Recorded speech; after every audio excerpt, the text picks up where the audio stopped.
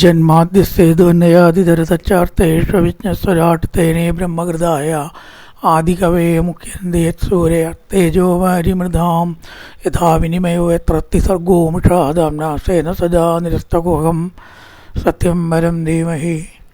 നമസ്കാരം. സനാതന ധർമ്മ സംഹിതകളിലെ വിജ്ഞാന ശകലങ്ങൾ പങ്കുവയ്ക്കാനുള്ള ചാനലായ നാദശ്രീയിലേക്ക് എല്ലാവർക്കും സ്വാഗതം. ചാനൽ സബ്സ്ക്രൈബ് ചെയ്യുന്നതോടൊപ്പം ലൈക്ക് ചെയ്യാൻ ഓർമ്മപ്പെടുത്തിക്കൊള്ളുന്നു. ലൈക്ക് ചെയ്തവർക്കുള്ള നന്ദി കൂടി രേഖപ്പെടുത്തിക്കൊള്ളുന്നു. ശ്രീമദ് ഭാഗവതത്തിൽ 6-ാമത്തെ അധ്യായം, അതായത് 2-ാം സ്കന്ധം, ദ്വിതീയ സ്കന്ധത്തിലെ 6-ാമത്തെ അധ്യായമാണ്. എല്ലാം വിരാട് പുരുഷൻ ഭഗവാനിൽ നിന്നാണ് ഉണ്ടായത്. ഈ പ്രപഞ്ചത്തിലുള്ളതെല്ലാം ഈശ്വരനിൽ നിന്നാണ് ഉണ്ടായത് എന്നിങ്ങനെ പറഞ്ഞു വരികയാണ്. ഓരോ ഭാഗം പറഞ്ഞു മുഴുവനായിട്ടില്ല. യസ്മാത് ദണ്ഡം വിരാട് യജ്ഞേ ഭൂതേന്ദ്രിയ ഗുണാത്മക. ഭൂതങ്ങൾ പഞ്ചഭൂതങ്ങൾ, ഇന്ദ്രിയങ്ങൾ 10 ഇന്ദ്രിയങ്ങൾ, ഗുണങ്ങൾ ത്രിഗുണങ്ങൾ. ഇതെല്ലാം ഏതിൽ നിന്നുണ്ടായി എന്ന് ചോദിച്ചാൽ വിരാട് സർവേശ്വരനായിരിക്കുന്ന ഭഗവാന്റെ ശരീരത്തിൽ നിന്ന് ഉണ്ടായി. പറഞ്ഞു യഥാസ്യ നാഭ്യാം നളിനാദഹമാസം മഹാത്മന. പഞ്ചഭൂതങ്ങൾ, ഇന്ദ്രിയങ്ങൾ, ഗുണങ്ങൾ എന്ന് മാത്രമല്ല, ഞാൻ പറയാം ബ്രഹ്മാവ്. ഞാൻ ഇവിടുന്ന് ഉണ്ടായി? എല്ലാവർക്കും ചോദിക്കേണ്ട ചോദ്യമാണ്, ഞാൻ ഇവിടുന്ന് വന്നു? ഭഗവാനിൽ നിന്ന് വന്നു. അല്ലാണ്ട് എന്താ? യഥാസ്യ നാഭ്യാം നളിന താമര. ഏതൊരു ഭഗവാന്റെ നാഭീകമലത്തിൽ നിന്നാണ് ബ്രഹ്മാവായ ഞാൻ ഉണ്ടായത്. ഞാനും ഉണ്ടായത് നാരദ ഭഗവാനാണ്, നീയും ഉണ്ടായത് ആ ഭഗവാനിൽ നിന്നാണ്. യഥാർത്ഥ നാഭ്യാം നളിനാദഹം, ബ്രഹ്മാവായ ഞാൻ നാഭീകമലത്തിൽ നിന്ന് ഉണ്ടായി. പ്രസിദ്ധമാണല്ലോ അത്. നാവിധം യജ്ഞസംഭാരാൻ പുരുഷാവയവാധൃതേ. ഈ യജ്ഞങ്ങൾ ലോകത്ത് നടക്കാറുണ്ട്. യാഗം, യജ്ഞം, സൽക്കർമ്മങ്ങൾ. അതിലൊക്കെ ഓരോരോ വസ്തുക്കൾ ഭഗവാന് സമർപ്പിക്കും. കർമ്മങ്ങൾ ചെയ്യും, ഹവിസുകൾ, നിവേദ്യങ്ങൾ അതൊക്കെ സമർപ്പിക്കും.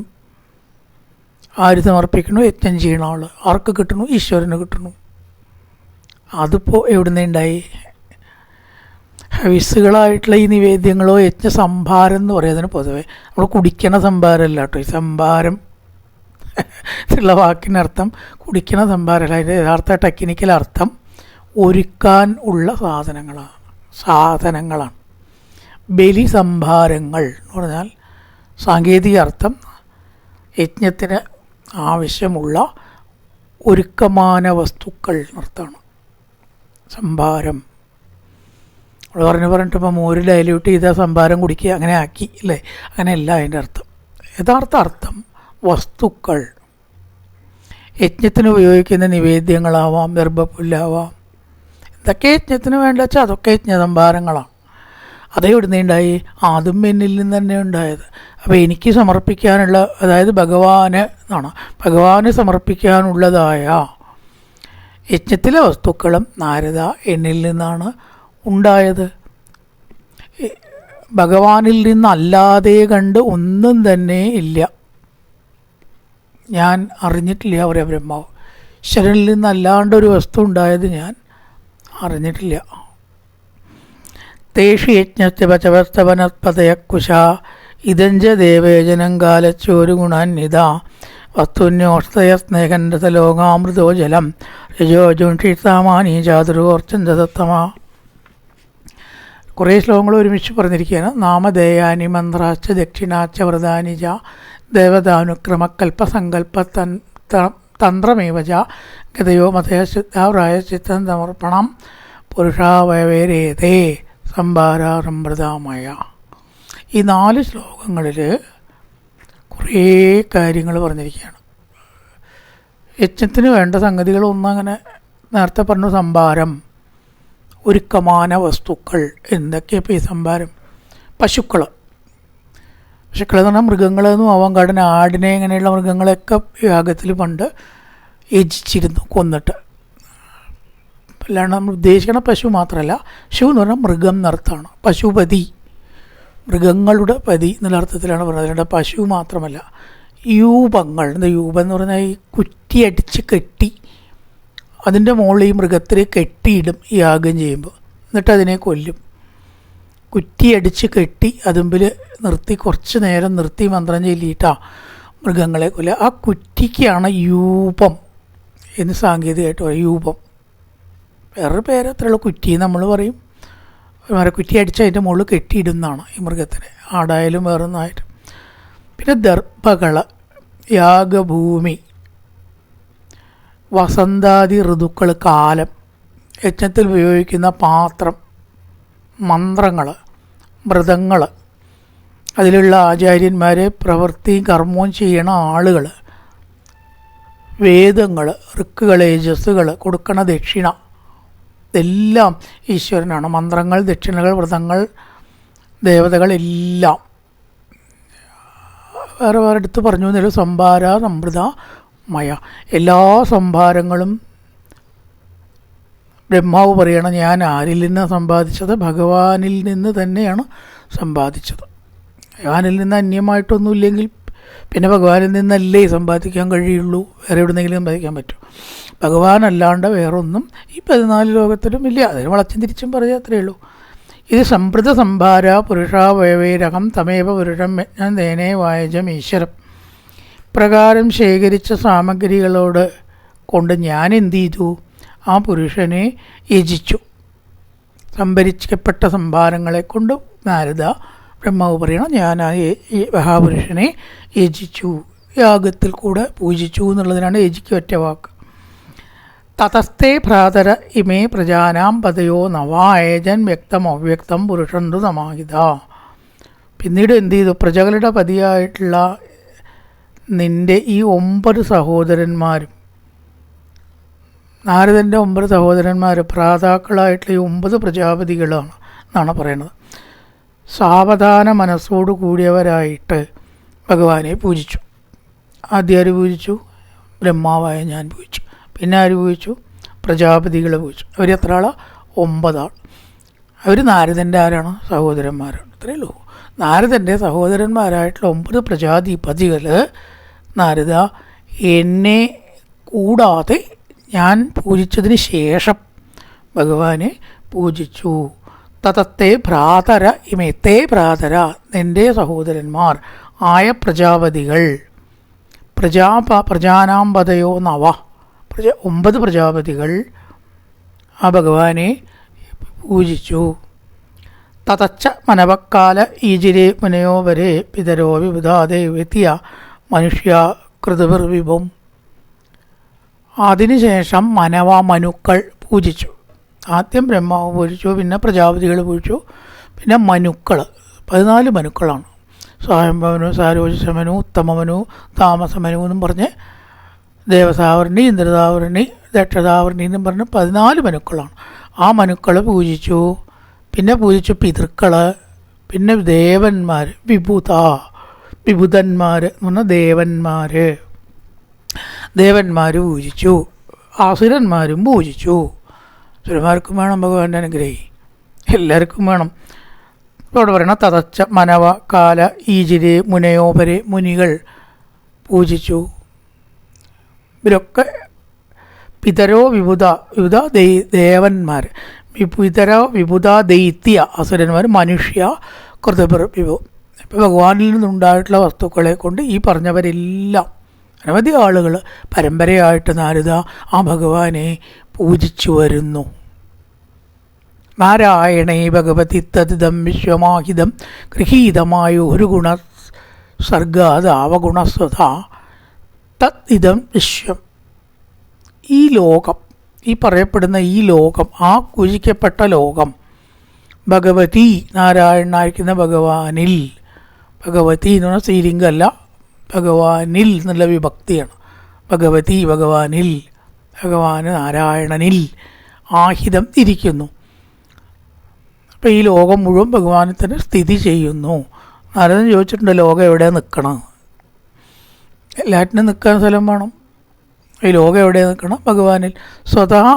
സ്വതവേ അഗുണനായിട്ടുള്ള ആ ഭഗവാൻ സൃഷ്ടി ആരംഭത്തിൽ ഗുണങ്ങളെ സ്വീകരിച്ചു.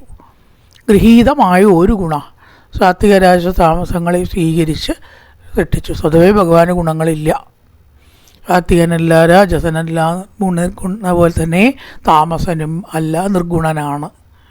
ആ നിർഗുണനായിട്ടുള്ള ഭഗവാൻ സാത്വിക രാജസ താമസഭാവങ്ങളെ സ്വീകരിക്കുകയും ലോകത്തിൻ്റെ സൃഷ്ടിക്ക് കാരണമാകുകയും ചെയ്തു.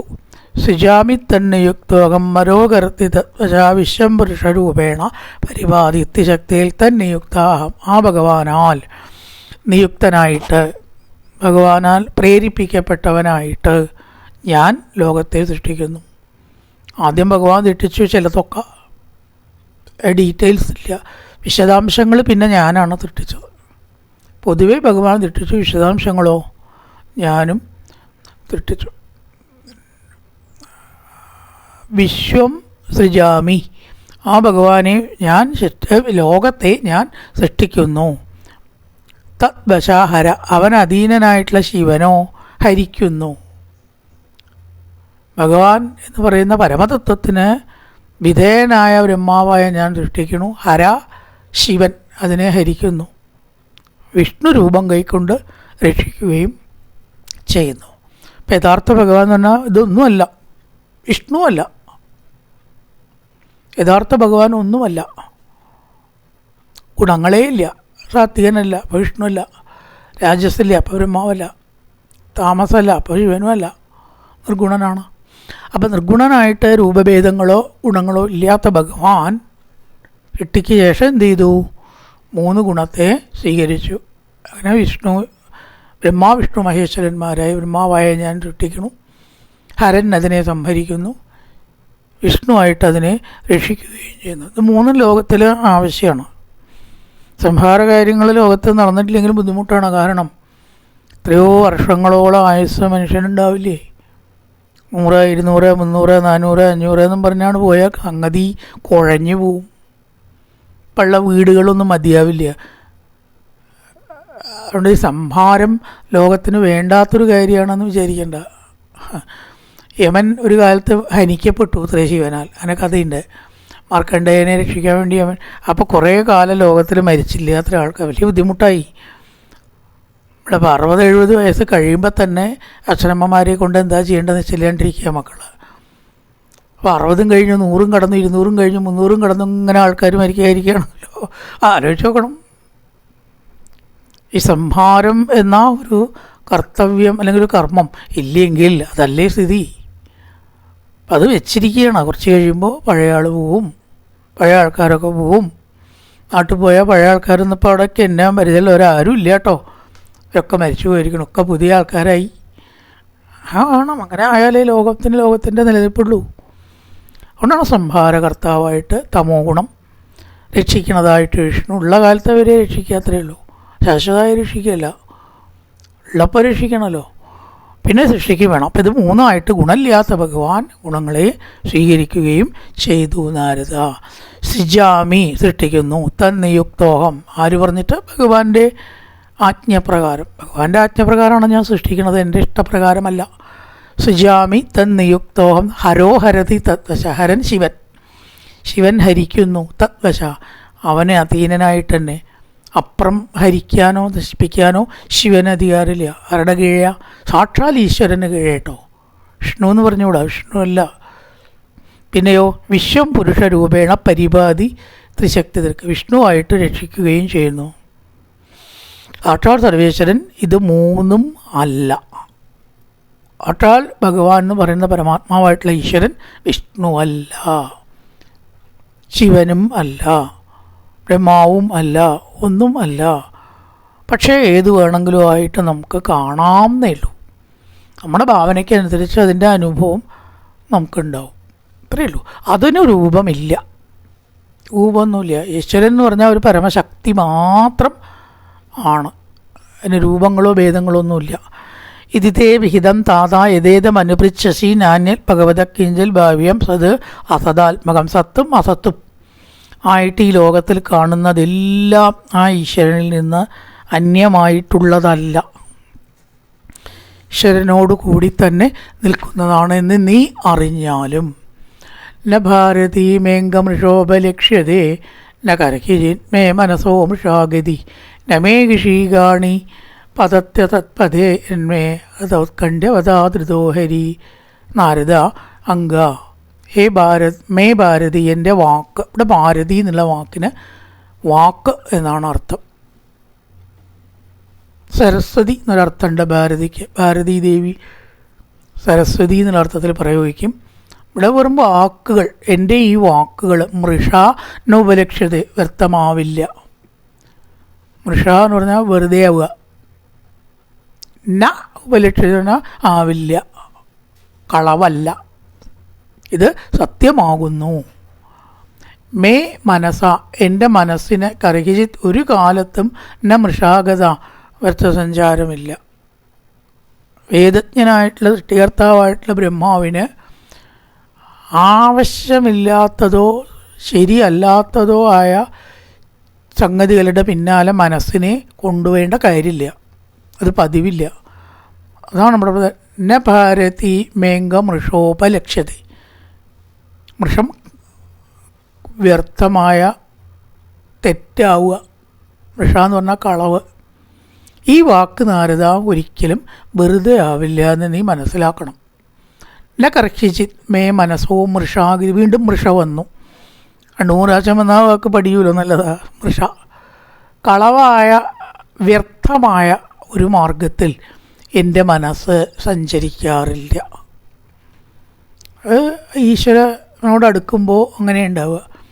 ഒരു കാര്യമില്ലാത്തൊരു വിഷയത്തിൽ എൻ്റെ മനസ്സ് വ്യാപരിക്കാറില്ല. ന കറക്കി മേ മനസ്സോ മൃഷ ഗതി ന ഭാരതി മേങ്ക മൃഷോപലക്ഷ്യത.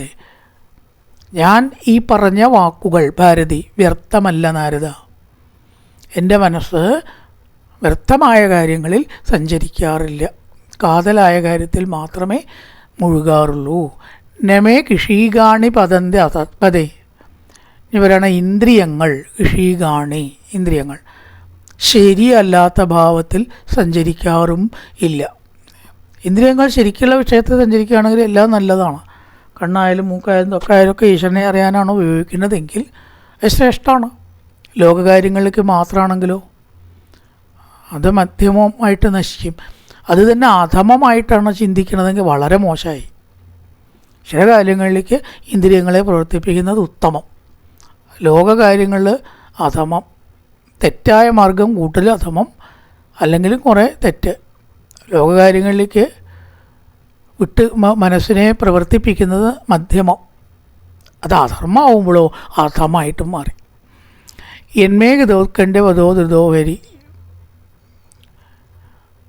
ഉത്കണ്ഠയുള്ള ഹൃദയത്താൽ ഞാനെപ്പോഴും ഹരിയെ ധ്യാനിക്കുന്നു. എൻ്റെ മനസ്സ് വേണ്ടാത്ത കാര്യങ്ങളിൽ വ്യാപരിക്കാറില്ല, ഇന്ദ്രിയങ്ങൾ വേണ്ടാത്ത വിഷയത്തിൽ പ്രവർത്തിക്കാറില്ല. അപ്പോൾ എന്തിലാണ് പ്രവർത്തിക്കുന്നത്? സദാ ഈശ്വരനിൽ പ്രവർത്തിക്കുന്നു. അത് പോസിറ്റീവ്, ബാക്കിയൊക്കെ നെഗറ്റീവാണ്. നോക്കൂ, 3 കാണാം. നമേ അംഗ ഭാരതി മൃഷോപലക്ഷ്യതേ. എൻ്റെ വാക്കുകൾ വ്യർത്ഥമാവാറില്ല. ന കർക്കി മേ മനസ്സോ മൃഷാഗതി. മനസ്സ് തെറ്റായ ഗതിയിൽ സഞ്ചരിക്കാറില്ല. നമേ കിഷീകാണി. ഇന്ദ്രിയങ്ങൾ തെറ്റായിട്ട് സഞ്ചരിക്കാറില്ല. എന്മേ കൃതോത്കണ്ഠ്യവധാധൃതോ ഹരി. എന്ന ഹൃദയം യഥാർത്ഥത്തിൽ ഹരിയിൽ സഞ്ചരിക്കുന്നു. സദാ ഈ ഹരിയെ ഞാൻ മനസ്സിൽ ധ്യാനിക്കുന്നു. സോഹം തമാം നായമയർത്ഥഭോമയ പ്രജാപതീനാം അഭിവന്ദിതപതി ആത്തായോഗം ദിപണന്തമാഹിതത്വം നാത്മസംഭവ. സമാംനായമയ. ആംനായം എന്ന് പറഞ്ഞാൽ എപ്പോഴും വേദമാണ്. ആംനായ വേദസ്വരൂപനും. ആംനായമയൻ വേദസ്വരൂപൻ. തപോമയ തപസ്വരൂപൻ. മയ എന്ന് കുട്ടിയൊക്കെ രൂപന. തപോമയനും. പ്രജാപതീനാം അഭിവന്ദിത. പ്രജകളെ സൃഷ്ടിക്കുന്ന ഒരു സ്ഥാനികളാണ് ഈ പ്രജാപതികൾ. അവരാൽ വന്ദിക്കപ്പെട്ടും ഞാൻ സമാഹിത, ഏകാന്ത മനസ്സോടു കൂടിയവനായിട്ട്, സമാഹിത ഏകാന്ത മനസ്സോടു കൂടിയവനായിട്ട് നിപുണം യോഗം, സമർത്ഥമായിരിക്കുന്ന യോഗത്തെ അനുഷ്ഠിക്കുന്നു. ബ്രഹ്മാവിന് മഹത്വം കിട്ടിയത് എങ്ങനെയാ വെച്ചാൽ അങ്ങനെ തന്നെയാണ് എല്ലാവർക്കും മഹത്വം കിട്ടുക എന്ന് കാണിച്ചിരിക്കുകയാണ്. മഹത്വം എന്ന് പറയുന്നത് എവിടെ നിന്നും പോയി വാങ്ങാനോ സമ്പാദിക്കാനോ അല്ല പറ്റുക. എപ്രകാരം ഭഗവാനെ തപശക്തിയോട് കൂട്ട് നമ്മൾ ധ്യാനിക്കുന്നുവോ അത്രത്തോളം ഈശ്വരനെ നമുക്ക് ഉൾക്കൊള്ളാം. നമ്മളിൽ നിന്ന് കൂടുതൽ നമുക്ക് ഉയരാം. സാധാരണക്കാരൻ എന്നുള്ളതിൽ നിന്ന് നമുക്ക് ഉയരാൻ പറ്റും. ആ ഈശ്വരനെ എത്രത്തോളം ഉൾക്കൊള്ളുന്നുവോ അത്രത്തോളമായിട്ട് നമുക്ക് ഉയരാം. ആസ്ഥായ യോഗം. എങ്ങനെയാ? യോഗത്തെ ആശ്രയം. എന്താ യോഗം? ഈശ്വരനുമായിട്ട് ചേരുക. അതുതന്നെ യോഗം. എങ്ങനെ ചേരും? മനസ്സിനെ ചേർക്കാനേ പറ്റൂ. ശരീരത്തെ അരച്ച് കലക്കി ഒന്നാക്കി ഒട്ടിക്കാൻ പറ്റില്ലല്ലോ. പറ്റുമോ? മനസ്സിനെ ഈശ്വരനോട് കൂടിയിട്ട് ചേർക്കാനേ നമുക്ക് സാധ്യപ്പെടുള്ളൂ. അതാണ് യോഗം എന്ന് പറയുക. അതയാളുടെ യോഗം നമ്മൾ പറയും. പറഞ്ഞു വരുന്ന അർത്ഥം, യഥാർത്ഥ അർത്ഥം അതല്ല. യോഗം എന്ന് പറഞ്ഞാൽ ചേർച്ച.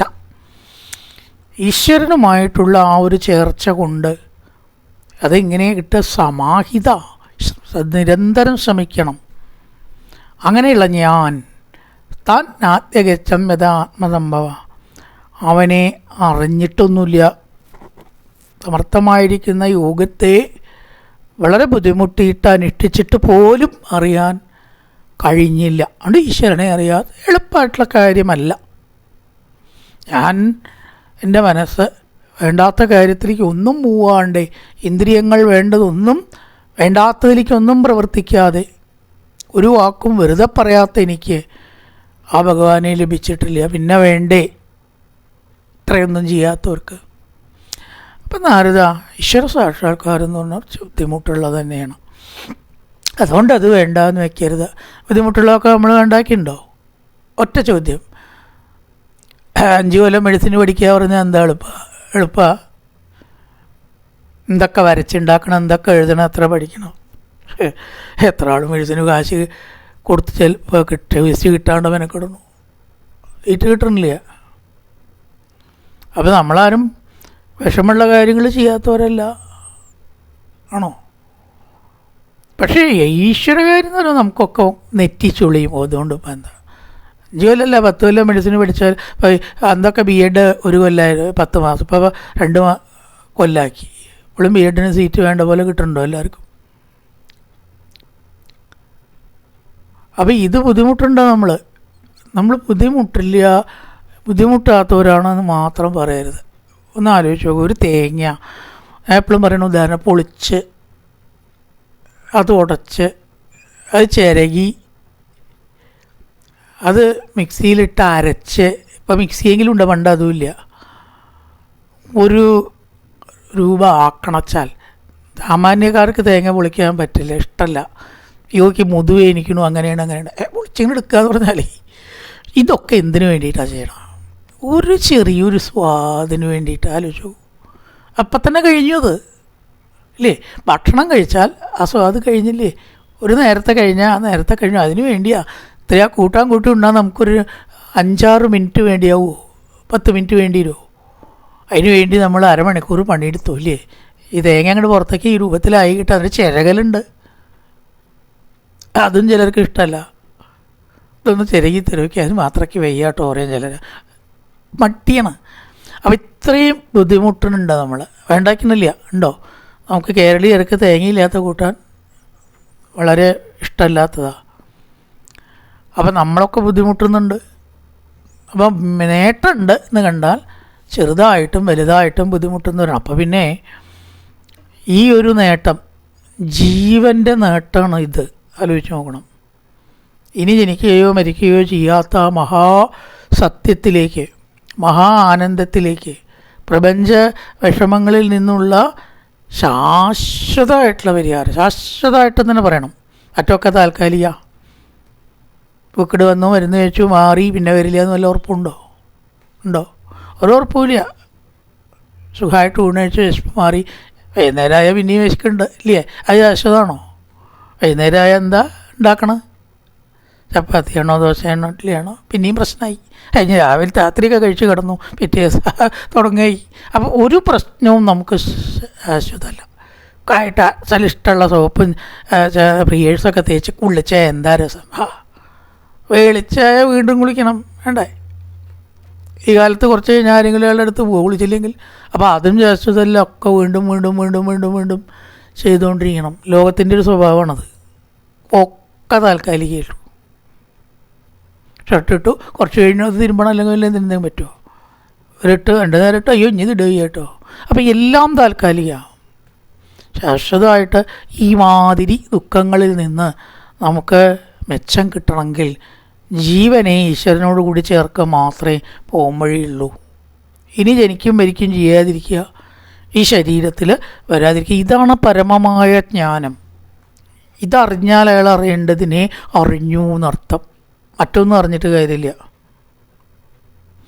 അതുകൊണ്ട് നാരദ, എൻ്റെ മനസ്സിനെ ഞാൻ ആ ഈശ്വരനുമായി സദാ യോജിപ്പിക്കാൻ ശ്രമിക്കുന്നു.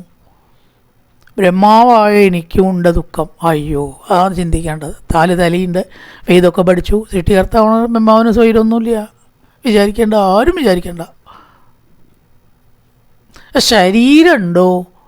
ദുഃഖമുണ്ട്, ഉറപ്പാണ്. ആ വിഷ്ണുവിനോ ശരീരം ഉണ്ടായിട്ടൊക്കെ ഉണ്ടാവും. അത് മനസ്സിലാവണം വെച്ചാൽ ദേവി ഭാഗവതം നോക്കിയാൽ അറിയാം. ഇത്രയും ജന്മങ്ങളെടുത്തു എന്നാണ്, മത്സ്യമായിട്ടും കൂർമ്മയായിട്ടും. ഇതിലത് പറയില്ല കേട്ടോ, ഇതിൽ വേറെ വിധത്തിലാണ്. അപ്പോൾ വിഷ്ണുവിനും ശരീരം കൊണ്ട് ദുഃഖം ഉണ്ടായിട്ടുണ്ട്. പലതരത്തിലുള്ള കഥകൾ നോക്കിയാൽ നമുക്കറിയാം. അപ്പം അതിന്ന് ശാശ്വതമായിട്ട് രക്ഷപ്പെടണമെങ്കിൽ ഈശ്വരനുമായിട്ട് ഒന്നാവണം, എന്നാലേ പറ്റൂ. തം നാത്യഗച്ഛം യഥ ആത്മസംഭവ. ആ ഈശ്വരനിൽ നിന്ന് കഴിയുന്നത്ര വേറെ നിൽക്കാതിരിക്കാൻ ഞാൻ ശ്രമിക്കുന്നുണ്ട്, എന്നിട്ട് എനിക്ക് ഈശ്വരനെ അറിയുന്നില്ല.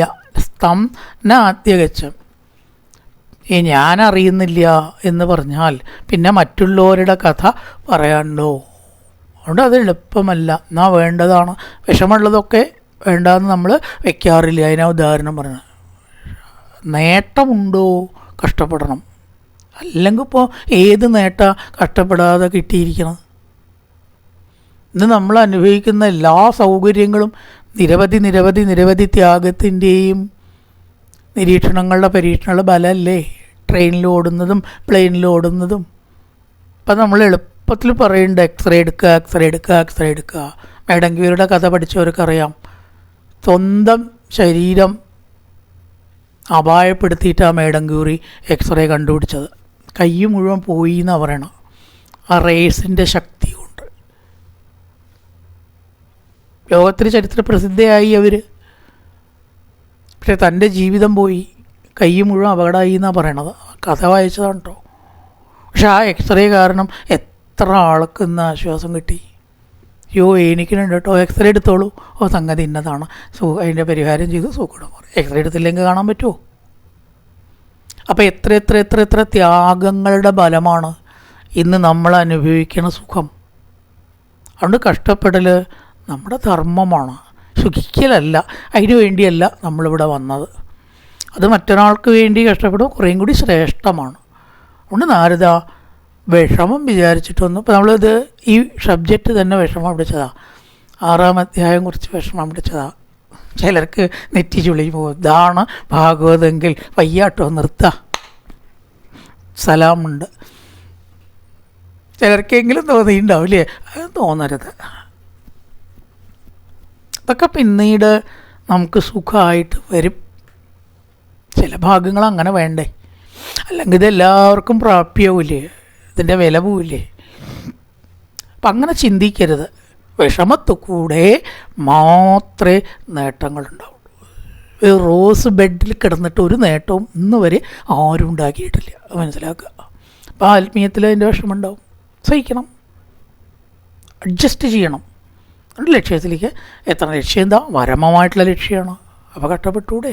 അതാണ് ഇവിടെ പറഞ്ഞത്. തന്നാത്യഗച്ഛന്നത ആത്മസംഭവ. അത് പറയേണ്ട കാര്യങ്ങളാണ്, അതുകൊണ്ടാണ് പറയണത്. ഈ ബ്രഹ്മാവ് ഒന്നും കൂടി ആ ഭഗവാനെ നമസ്കരിക്കുകയാണ്. നതോസ്മ്യകം തച്ചരണം സമീഷാം ഭവച്ചിതം സ്വസ്ഥേനം സുമംഗളം. ആ പാദാരവിന്ദത്തെ നാരദ വീണ്ടും വീണ്ടും ഞാൻ ഭജിക്കണു. വേറെന്ത് ലക്ഷ്യം ഈ ജീവിതത്തിൽ വേണ്ടത്? വേറെന്ത് ലക്ഷ്യം കൊണ്ട് എന്താ നേട്ടം? ഇതുകൊണ്ടേ നേട്ടമുള്ളൂ. അല്ലാത്തൊക്കെ ഇവിടെ ഇട്ട് പോകാനേ പറ്റൂ. പിന്നെയുണ്ട് നമുക്ക് കുറച്ച് എപ്പിസോഡുകൾ വരാനുണ്ട്. അവിടേക്ക് എന്തെങ്കിലും വേണ്ടേ? ഇവിടെ ഉള്ളത് മാത്രം മതിയോ? അതുകൊണ്ട് നാരദ, ഞാൻ ആ പാദപത്മത്തെ സദാ നമിക്കുന്നു. അത് ഭവച്ഛിതമാണ്. സംസാര ദുഃഖം ഇല്ലാണ്ടേക്കുന്നതിനാണ് ഭവച്ഛിതം. ചിതം ഛേദിക്കുക, ഭവ സംസാരം. സംസാരഛേദനത്തിന് ഉതകുന്ന ഈശ്വരൻ്റെ പാദപത്മത്തെ തച്ചരണം ഞാൻ നാരദ നമസ്കരിക്കണു. എന്ത് കാരണം കൊണ്ട് നമസ്കരിക്കണം. സ്വസ്തേനം സുമംഗളം, എല്ലാ മംഗളങ്ങളും സുഖവും വരാൻ വേണ്ടിയിട്ട്. അതുകൊണ്ടേ കിട്ടൂ. യോ ഹ്യാത്മമായ വിഭവന്നു പര്യഗ യഥാ നഭസ്വാന്തമഥ അപരേകുത. ആകാശം അതിൻ്റെ അവധിയെപ്പോലെ പര്യഗ അറിഞ്ഞിട്ടില്ലയോ, ആ ഈശ്വരനെ ഞാനും നമസ്കരിക്കുന്നു. ഭഗവാന് പോലും ഭഗവാന്റെ മഹാത്മ്യത്തെ അറിയില്ല എന്ന് പറയണം. അത് രസമാണല്ലോ. ആ ഭഗവാന്റെ മായാവൈഭവത്തെ ഭഗവാൻ തന്നെ അറിയുന്നില്ല.